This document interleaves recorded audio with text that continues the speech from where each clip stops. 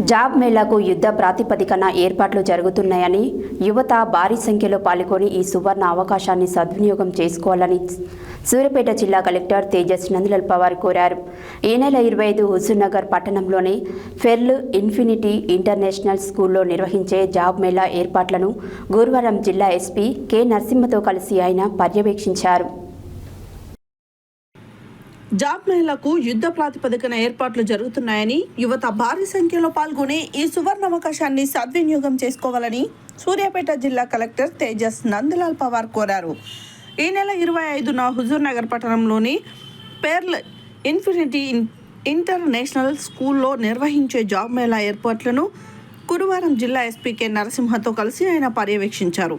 కంపెనీల వారీగా స్టాల్స్ కేటాయింపుల వివరాలను అందజేయాలని సింగరేణి ప్రతినిధి చందర్ను కలెక్టర్ ఆదేశించారు.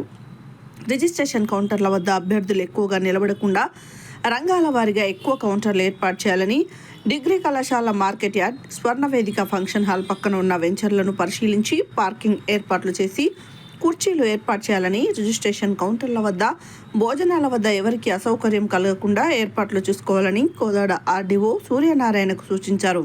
జాబ్ మేళా ప్రాంగణానికి అప్రోచ్ రోడ్లను వేయాలని, మొబైల్ టాయిలెట్స్, అభ్యర్థుల సౌకర్యార్థం జిరాక్స్ సెంటర్ ఏర్పాటు చేయాలని మున్సిపల్ కమిషనర్ని, వర్షం కురిసిన వాటర్ ప్రూఫ్ టెంట్లను జాబ్ మేళా ప్రాంగణం, స్వర్ణ వేదిక ఫంక్షన్ హాల్ ప్రాంగణం, పార్కింగ్ ప్రదేశాలలో ఏర్పాటు చేయాలని ఆదేశించారు.